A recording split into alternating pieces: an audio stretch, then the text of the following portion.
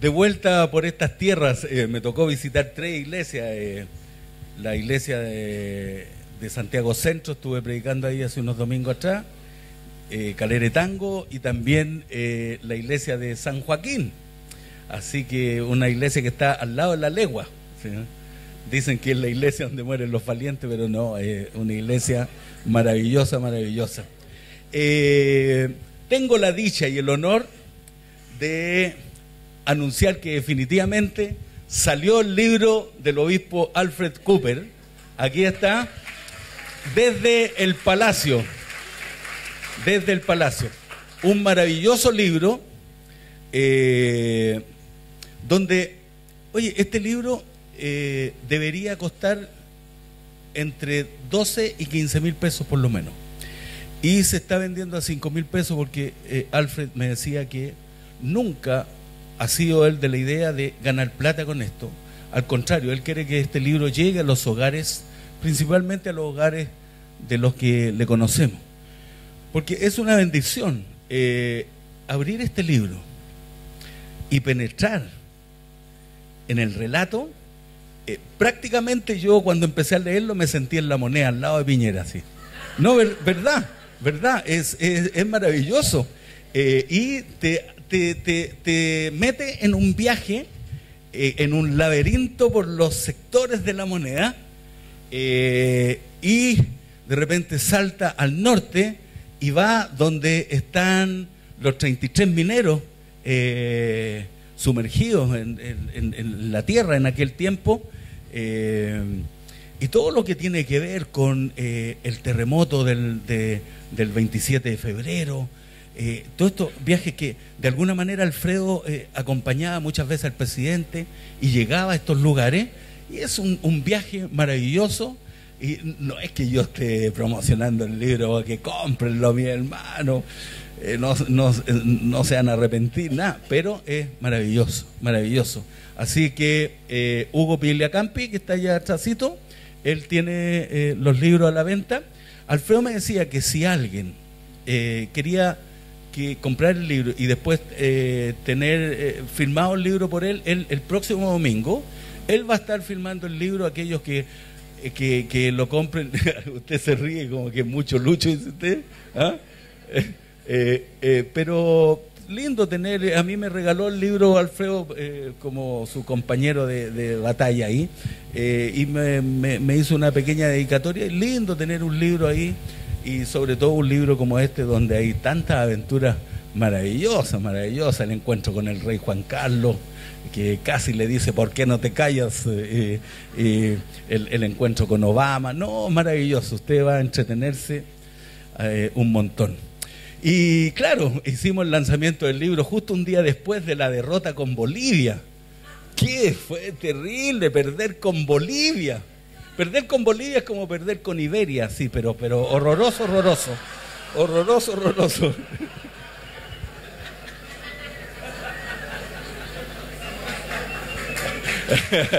No, es para sacarle un poco de pica. Los colocolinos nos ganaron 4-1, por algo tengo que quitarme por algún lado.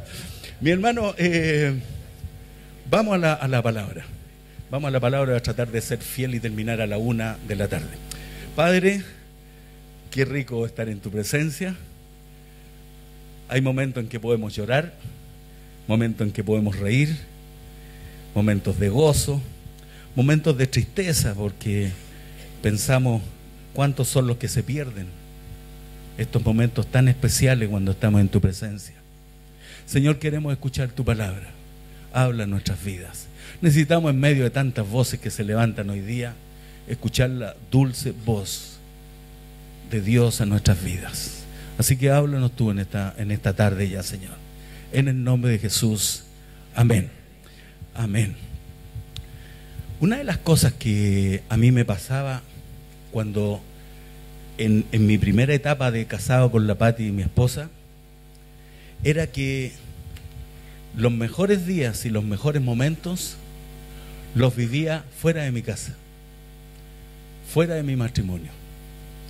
Mis mejores momentos los vivía juntándome con gente inapropiada, visitando lugares incluso de dudosa reputación, teniendo amistades que eran reprochables, y mis mejores tiempos no era estar en mi casa, era estar afuera en la calle con otros.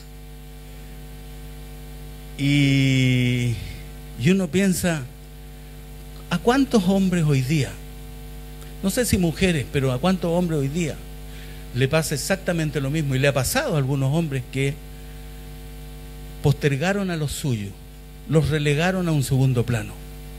Quizás se dedicaron largas horas al trabajo, quizás dedicaron largas horas a su deporte favorito, a sus entretenciones, o simplemente a estar con sus amigos, están en el club o están en algún lado, cumpliendo roles de dirigente en otros lados, cumpliendo roles donde uno era protagonista en otros lados, pero pobre en el hogar y en el matrimonio. Y hoy día eso pasa mucho. Hoy día eso pasa mucho. Y dentro de esta prédica quiero también, a propósito de que Gabriel y Arturo se pararon aquí para desafiarnos, quiero también hacer un llamado a los hombres. Y también de alguna manera Dios quiere preparar el corazón para los hombres, para que lleguen con un corazón abierto a ese día del retiro también. Porque cuando el Señor Jesucristo llegó a mi vida, los mejores días de mi vida y los más felices son cuando estoy en mi casa con los míos, con mi familia. Yo sé que algunos aquí han perdido familia, yo sé que algunos aquí su relación matrimonial se destrozó, yo sé que hay algunos acá que no pueden cantar victoria ante estas cosas, pero estoy tratando de hablar a la generalidad para desde ahí ver qué quiere el Señor Jesucristo con nosotros hoy día, porque el Señor es restaurador. A veces no restaura un matrimonio, pero sí restaura nuestra vida, nos quita el dolor, nos quita la amargura, nos quita aquellas cosas que de alguna manera nos condicionaron. Y fíjense que en este pasaje de primer libro de Crónicas, es interesante porque los filisteos habían derrotado al pueblo de Israel y habían capturado el arca, y se habían llevado el arca a Filistea, y el arca que simbolizaba la presencia misma de Dios, porque desde ahí Dios le hablaba a su pueblo.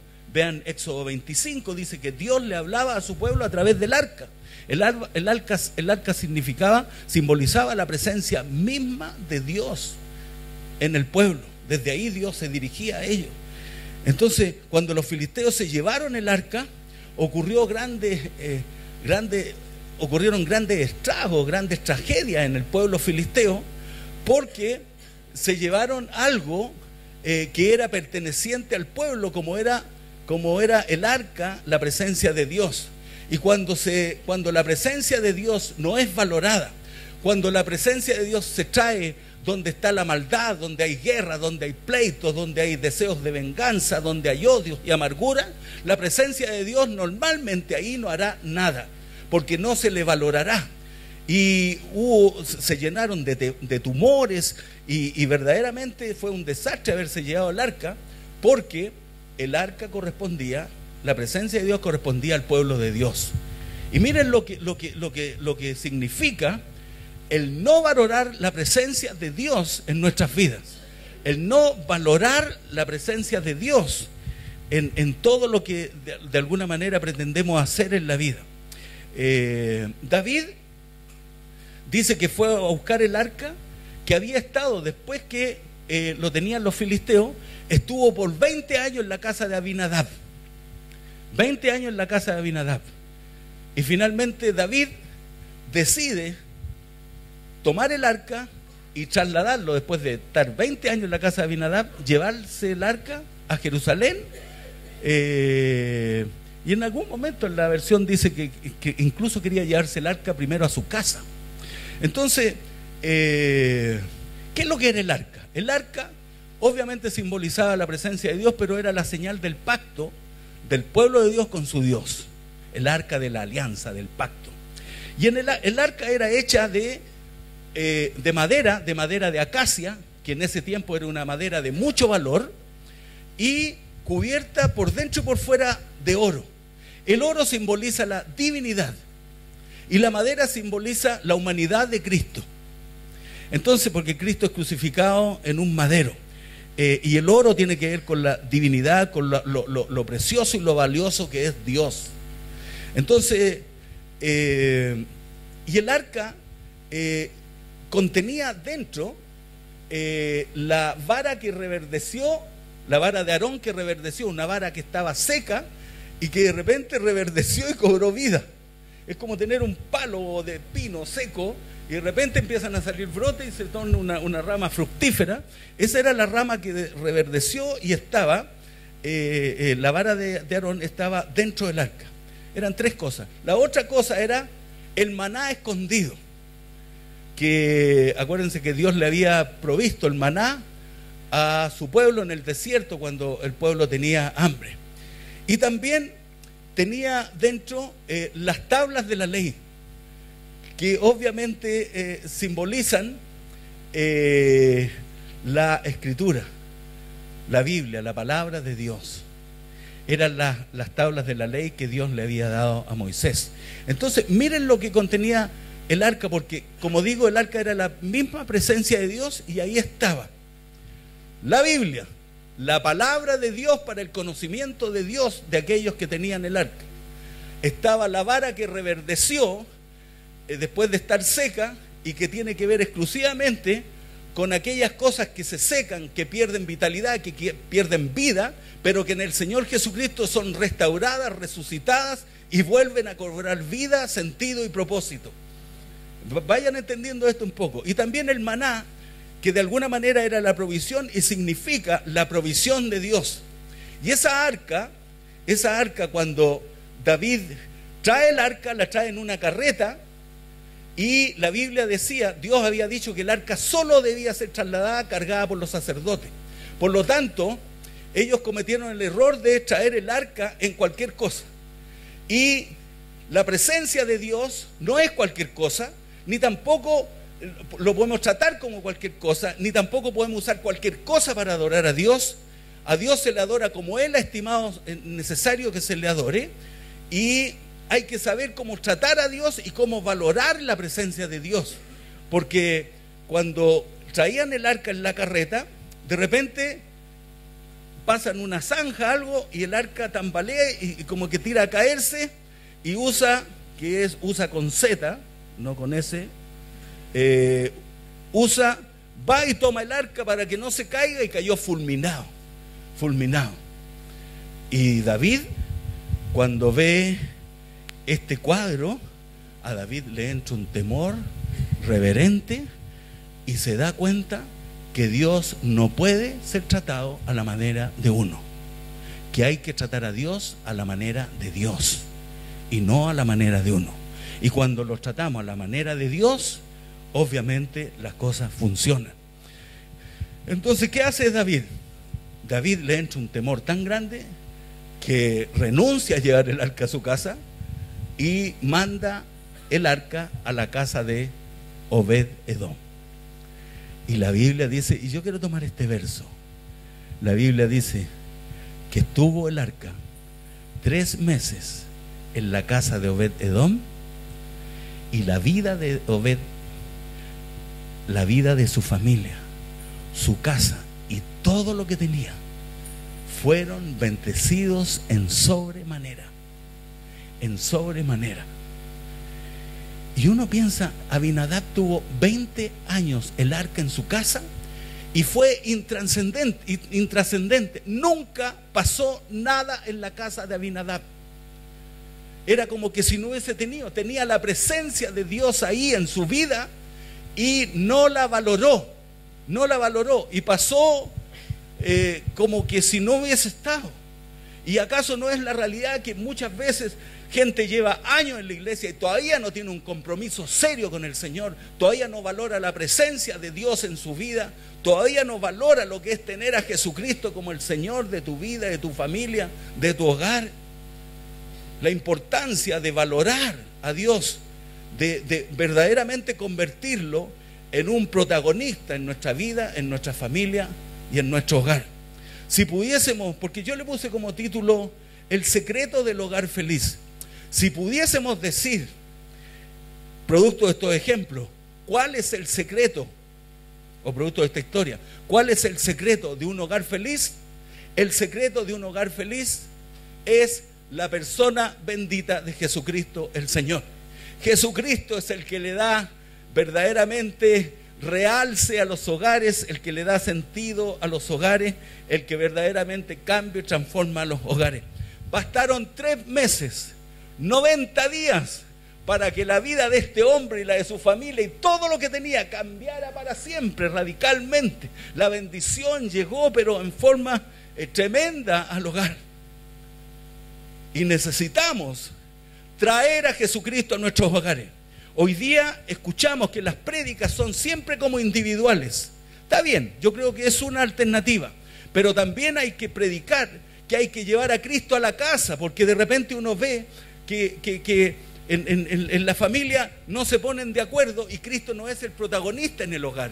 En el hogar está la mujer cristiana o el hombre cristiano, y de repente uno no ve a la familia compenetrada. Y yo creo que ha llegado el momento. Dios tiene y ha dado un tiempo de restauración para nuestra familia, para nuestros hogares, y darle el lugar que se merece al Señor Jesucristo en nuestros hogares. Y no estar en un hogar donde uno solo está llevando el peso y la carga de tener a Jesucristo en su vida, pero no logra influenciar en el hogar. Tú como hombre de casa, como jefe de hogar, tú tienes que llevar al Señor Jesucristo a tu hogar y a tu familia también. Meter a Cristo en tu casa. Entonces, si pudiéramos decir cuál es el secreto de la bendición de Obed, el secreto es, y del hogar feliz, es la presencia de Jesucristo en aquel hogar o en aquella familia. Cuando uno lee la Biblia en el Nuevo Testamento, por lo menos en 12 ocasiones Jesús aparece ministrando en una casa. Visitó las casas. De hecho, el pasaje de Marcos que se lee, Jesús dice que está en la casa. Alguien invitó a Jesús a esa casa, y esa casa fue bendita por el solo hecho de que invitaron a Jesús. Y cuando llegó el momento de los que hubo, dice que la casa estaba llena. Tu casa se convierte en una casa seductora, en una casa apetecible. Yo he tenido testimonios de familia mía que ha dicho que cuando van a mi casa se sienten bien. Un primo mío me decía: cuando vengo a tu casa, Juan Luis, no me quiero ir, siento paz. Y no soy yo, es la presencia de Jesucristo en el hogar. Y eso tenemos que lograrlo en los hogares, en nuestras familias también. Independiente si tu familia está compuesta sólida por un marido y una esposa, o eres esposa y no tienes a tu marido, o eres marido y no tienes a tu esposa. Independiente de la cantidad de gente, debemos y asumir la responsabilidad, aquellos que estamos en Cristo, de lograr por todos los medios posibles llevar a Jesucristo a nuestro hogar, para que se note que verdaderamente Cristo está en nuestra familia. Y uno piensa en estos ejemplos. Zaqueo hizo lo imposible por ver a Jesús, dice la Biblia. Y de repente, cuando supo que Jesús venía, él corrió y se subió a un árbol. Jesús vio su desesperación. Jesús vio su inmenso deseo de que quería verlo, porque Jesús conoce el corazón. Vio que el hombre lo único que quería era verlo, y lo premió. Porque cuando vio Jesús a Zaqueo, le dijo: Zaqueo, bájate del árbol, porque hoy es necesario que entre yo en tu casa. Y yo creo que esa es una palabra que hoy día debemos tomar, pero con toda convicción de parte de Dios para nuestra vida. Es necesario que hoy yo entre en tu casa. Y los voy a invitar a hacer una oración después, para que mi casa verdaderamente se convierta en un santuario, en un altar de adoración a Dios, donde haya oración, donde haya lectura de la palabra, donde esté el arca. O sea, donde haya lectura de la palabra, donde haya provisión de Dios, y donde haya también resurrección de aquellas cosas que están muertas en el hogar, en la familia, aquellas cosas que están destruidas. Jesús arregla el panorama de los hogares y de las familias hoy día también. ¿Cuántos de ustedes creen esto? Amén. Amén. Gloria a Dios. Puedo seguir entonces, porque si no... Oye, algo interesante. El aplauso para el Señor. Mira, es que no quiero perder el hilo. La tsunamita. Bueno, entonces Zaqueo. No quiero perder el hilo. Zaqueo. invitó a Jesús a su casa. Y Jesús entró en la casa de Zaqueo. Esto no lo había visto. Yo he predicado de Zaqueo, es uno de los temas favoritos míos, pero nunca lo había considerado. Y en la mañana meditando, claro, vi esto de Zaqueo. Zaqueo invitó a Jesús a su casa. Zaqueo era cobrador de impuestos y era ladrón, porque le agregaba un cargo extra a sus compatriotas para echárselo al bolsillo. Por lo tanto, era ladrón, era corrupto y era traidor. Y cuando Cristo entró a su casa, Zaqueo se arrepintió, empezó a devolver lo que había robado, y un ladrón se convirtió en un hombre de Dios, un corrupto se convirtió en un hombre de Dios, un traidor recibe al Señor Jesucristo y su vida es transformada para siempre. Y eso es lo que quiere hoy día Cristo el Señor: cambiar a los corruptos, cambiar a los ladrones, cambiar a los traidores, a los desleales, aquellos que manejan su vida con el engaño, con la estafa. Dios quiere hacer cosas grandes en nuestro hogar y en nuestras familias. La tsunamita, el asunto de la tsunamita, vi en el Antiguo Testamento, hay cualquier cantidad de ejemplos, pero lo de la tsunamita, de la mujer de Tsunamita, me llamó la atención, porque esta mujer, dice la Biblia que el profeta Eliseo pasaba por su casa cada cierto tiempo, y algo pasaba en esa casa, en ese hogar, porque el profeta era la representación misma de Dios en aquel tiempo. Entonces, cuando el profeta llegaba a la casa de esta mujer, la Biblia la muestra como esta mujer, una mujer muy cercana a Dios, no así su marido. Y yo en esta mañana quiero honrar a todas las mujeres que están preocupadas del Señor Jesucristo, más que sus propios maridos, si es que los tienen, y más que cualquiera. Aplaudo y bendigo a aquellas mujeres que son consagradas al Señor y están preocupadas de la presencia de Dios en su vida, en su hogar, en su familia. Y esta mujer, algo pasaba en ella y en su hogar, que cuando el profeta llegaba, había en la atmósfera una cuestión, pero impresionante, que pareciera ser que la mujer quedaba seducida por la presencia de Dios. Mira la importancia del hombre cuando logra llegar con la presencia de Dios al hogar, a la familia.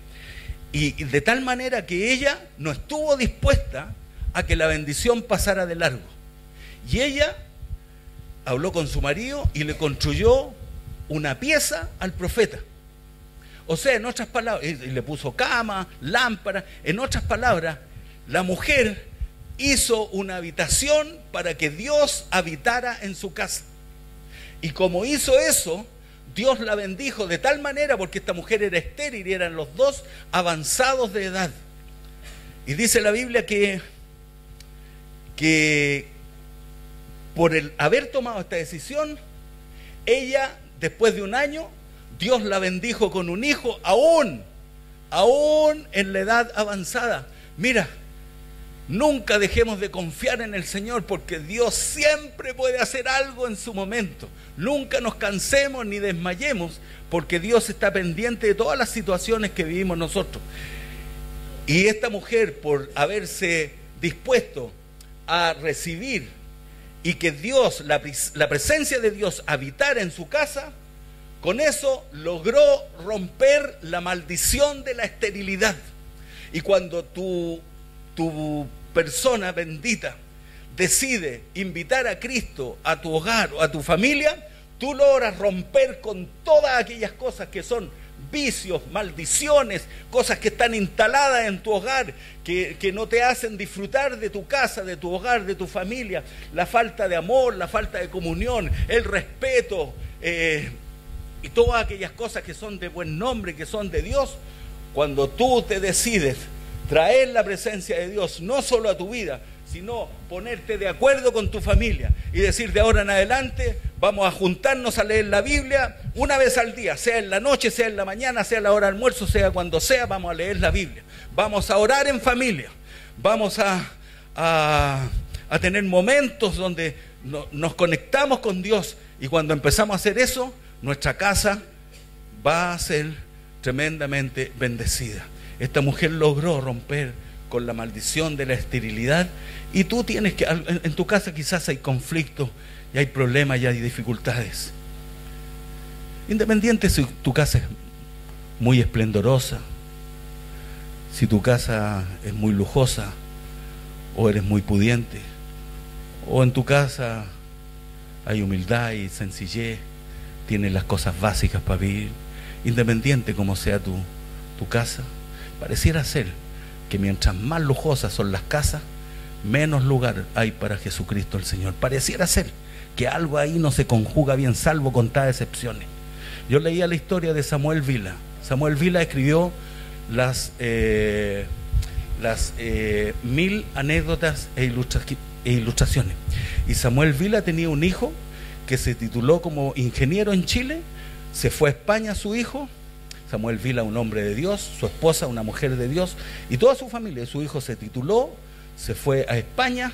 En España, se fue a España porque le dieron un trabajo donde empezó a ganar mucha plata, y obviamente prosperó, le fue muy bien.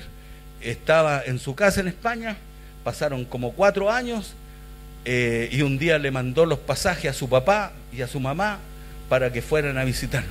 Y cuando su papá con su mamá llegaron a España, quedaron asombrados. Tenía una tremenda casa, a todos trapos, no porque tenían una carpa de lona encima, sino a todos trapos porque era una casa lujosa, todo eso. Y le muestra el jardín, le muestra a los niños, le muestra la piscina, y de repente el papá le dice: hijo, estoy impresionado por tu casa, por cómo de alguna manera tú has prosperado, pero ¿sabes qué? No hay nada en tu casa que me diga si tú eres de Dios o eres del diablo. No se respiraba a Dios en esa casa. Y yo creo que ha llegado el tiempo de traer a Jesucristo el Señor y ponerlo en nuestra casa con tutti, para que nuestros hogares verdaderamente lleguen a ser los hogares que nosotros anhelamos y que Dios quiere para nuestros hogares y para nuestras familias. Y por eso tengo una hojita aquí, una hojita donde dice que la casa de Obed-Edom fue bendecida, y con él todo lo que tenía. ¿Y por qué no cambiarle el nombre a este hombre y poner aquí: y estuvo el arca del Señor en casa de Ubaldo, y estuvo el arca del Señor en casa de Roberto, de Felipe, de Richard, de Ramón, y así, de Gabriel, de Arturo, de cada uno, y estuvo de la Miroco, de la Cecilia, y estuvo el arca en la casa de esa persona, y la casa fue tremendamente bendecida, dice, y bendijo el Señor la casa tuya, tuya, tuya, y mi casa. ¿Por qué? Porque decidí llevar la presencia de Dios a mi hogar y a mi familia. Cuando alguien me preguntó y me dijo: ¿cómo entró, Juan Luis, cómo entró Jesús en tu casa? ¿Cómo fue que entró Jesús en tu casa? Y yo le dije: entró 2 horas después de mi conversión. ¿Cómo eso, amigo? Se supone que esta cuestión es automática. No, porque yo he visto casas donde hay un cristiano y parece que no era cristiano,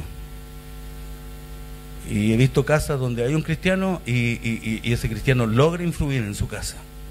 Y fíjense qué importante, porque yo me convertí en el 5.º piso de la Sociedad Bíblica un día martes 16 de julio del año 85. Es una protesta tremenda, tipo 9 de la noche predicó el hombre, como serían 10 de la noche, 10:15, salí de ese lugar. Y yo estaba viviendo con mi mamá, porque estábamos separados con la Pati, mi esposa. Y yo llegué 2 horas después de que me entregué al Señor Jesucristo con todo mi corazón, y Jesús, la presencia de Dios, llegó a la casa de mi mamá. Y la bendición de Dios llegó a la casa de mi mamá, y yo estaba viviendo ahí. Y empezamos a ver que verdaderamente empezaba a cambiar, aunque mi papá me miraba. Yo me levanté temprano al otro día en la mañana, yo no estaba trabajando, en ese tiempo andaba puro vagueando. Y me levanto temprano en la mañana, tomo desayuno con mi papá y mi mamá. Mi papá me vio que de repente saqué la Biblia y empecé a leer la Biblia en el sillón. Y digo, este se volvió loco, está leyendo la Biblia ahora, pero la típica. Y la presencia de Dios empezó a inundar nuestra familia. Después mi hermano quería lo que yo tenía, y mi familia y todo, y de alguna manera esto provocó un impacto. Y me acuerdo que al otro día, en la noche, llega un amigo mío, el Pancho Letanú, y me dice: Juan Luis, ahí que en la empresa donde yo estoy necesitan un pintor, y yo pintaba automóviles, y yo estaba sano. Cristo había entrado en mi vida, tenía ganas de prosperar, de recuperar tiempo perdido, estaba con el primer amor. Y me dijo: si querís trabajar, yo pensé en ti, me dijo, te llevo, te invito y mañana te presentáis allá. Yo te paso a buscar, me dijo, por si acaso, de que has dormido. Y al otro día en la mañana, día jueves, martes 16, miércoles 17, jueves 18 de julio del año 85, entré a trabajar a Multitécnica Limitada. Y desde ahí trabajé 17 años en Multitécnica Limitada, después que no le trabajaba un día a nadie. Trabajé 17 años en Multitécnica. Arreglamos nuestras diferencias con la Pati, y el Señor llegó a nuestra casa y empezó a bendecir nuestro matrimonio.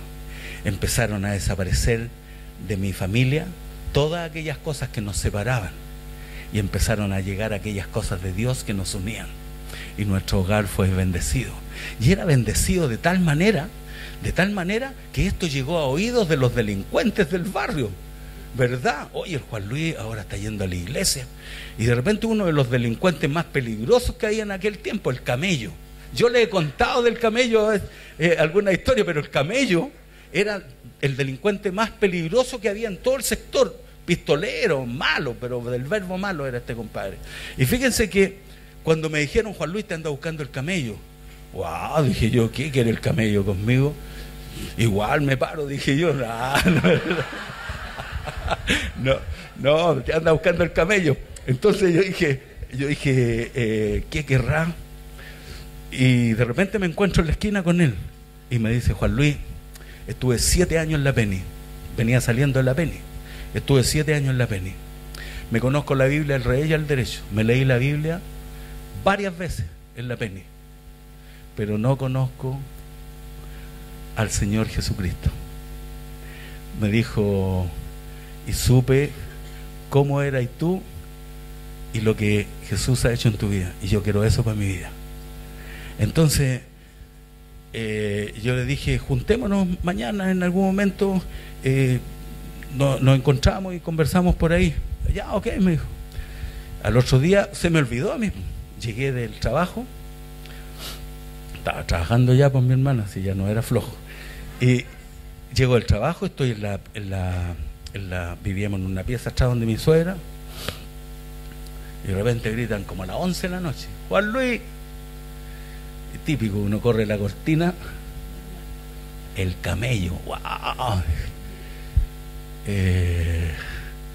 Dije, voy a tener que hacerlo entrar a la casa, capaz que me robe hasta el alma dije yo.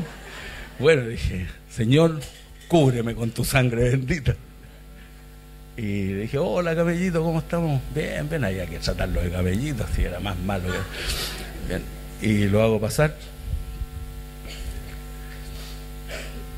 Conversamos como 2 horas, eran como cerca de la 1 de la mañana, y de repente el Camello estaba de rodillas, llorando desconsoladamente ahí en la pieza.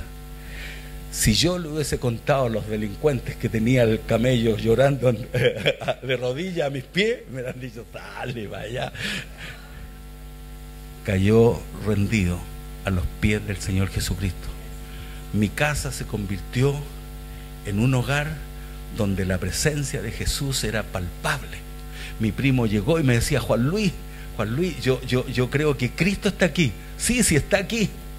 Y yo creo que si alguien me hubiese preguntado, me hubiera dicho: Juan Luis, ¿dónde puedo encontrar a Cristo? En mi casa, lo hubiese dicho. En mi casa lo hubiera dicho. ¿Por qué? Porque era palpable la presencia de Jesús en mi casa. Y yo creo que ahí partió nuestra bendición y Dios nos empezó a prosperar, a levantar. Y se fueron los males y estas cosas que nos tenían separados con la Pati, y todo, y Dios produjo un orden en mi casa, en mi hogar y en mi familia, y es lo mismo que Dios quiere para tu vida, para tu hogar y para tu familia. Yo creo que tu cristianismo tiene que notarse en tu casa. En tu casa tiene que notarse. Yo llevé la presencia de Dios a mi casa. Yo llevé la presencia, no lo digo jactándome, lo digo porque tuve un encuentro con Jesús. Tú tienes que tener un encuentro con Jesús y llevar la presencia de Jesús a tu casa, y en tu casa comience a gestarse una adoración a Dios de tal manera que los que lleguen a tu casa puedan palpar que hay algo en tu casa que hace que tu casa sea diferente, especial. Y eso será la presencia del Señor Jesucristo. Yo quiero hacer una cuestión loca en esta mañana, o tarde ya. Tengo una oración, la escribí recién hoy día en la mañana, pero creo que viene de mi corazón, y oré mucho por ustedes hoy día, por la iglesia, mucho, en la mañana, muy temprano, oré mucho por ustedes.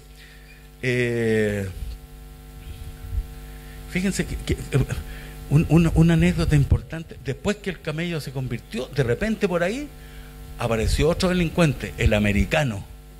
Algunos de por aquí conocen al americano, también pistolero, haya estado preso en Estados Unidos, todo. Hoy día el americano está en nuestra iglesia, se convirtió al Señor, cambió la pistola, cambió el delito por la Biblia, por una relación con Dios. Dios quiere hacer cosas grandes en nuestro hogar. Si Dios puede cambiar a un delincuente, ¿cómo no te va a cambiar a ti? Dios puede hacer grandes cosas. Entonces, yo quiero que nos pongamos de pie, y si tú verdaderamente sientes que esta palabra es para tu vida hoy día, entonces quiero invitarte a hacer esta oración, ¿ya? Y elevemos esta oración al cielo, ¿ya? Me hubiera encantado haberla tenido, que lo hubiéramos dicho todo al mismo tiempo, pero no tuve tiempo como para meterla en un pendrive. Pero yo voy a ir diciendo, ustedes me siguen. ¿Le parece? Oremos al Señor. Yo sé que hay algunos hogares aquí donde uno sabe que la presencia de Dios está ahí, pero nunca está de más reafirmarlo.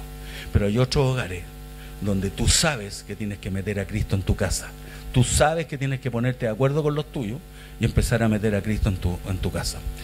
Digamos todos juntos: Señor Jesús, mi casa es tu casa, mi familia depende de ti, mi familia es tuya, mas yo reconozco, Señor, mi responsabilidad y mi compromiso de sacar a mi familia adelante, como padre o como madre. Buscaré de ti día a día, me alimentaré de tu palabra, oraré y buscaré tu rostro. Dame tu gracia, Señor, tu fuerza y tu poder para vencer y ser un buen padre o una buena madre. Señor, perdona si no hemos tenido nuestro hogar consagrado a ti, pero hoy tomo un compromiso muy serio delante de ti. Desde hoy día en adelante consagro mi hogar a tu servicio. De hoy en adelante la bendición de Dios estará siempre en mi casa. Mi casa estará llena de tu presencia y también de tu amor. En mi familia habrá entendimiento, habrá comunicación, habrá comprensión y mucho respeto. Amado Jesús, tú tendrás el primer lugar en mi casa. Tu palabra llenará cada día nuestras vidas. Yo tomo la responsabilidad de guiar a mis hijos y a mis nietos en tu palabra e inculcarles el amor de Dios y el amor y el respeto a su prójimo. En mi hogar, Jesús, no habrá más conductas desenfrenadas. En el nombre de Jesús controlaremos lo que hablamos. No ofenderemos ni a mi pareja ni a mis hijos con mi lengua. Hoy echo fuera de mi hogar al diablo y todos sus demonios. Echo fuera de mi hogar las mentiras, las calumnias y los chismes contra otras personas. Señor, le enseñaré a mis hijos a estar contentos con lo que tienen, pero los incitaré a estudiar, a luchar y a trabajar honestamente. Declaro hoy día, Señor, que mis hijos nunca pisarán una cárcel, ni andarán en pandillas, ni serán drogadictos, ni tampoco violentos, porque mi hogar será llenado del amor de Dios. Señor, hoy te abro las puertas de mi casa para que tu presencia la llene. Anhelo tener una casa bendita. Señor, te necesito. Por favor, Jesús, ven a mi casa, te lo suplico, en el nombre poderoso de Jesús. Amén, amén y amén. Que el Señor nos bendiga mucho.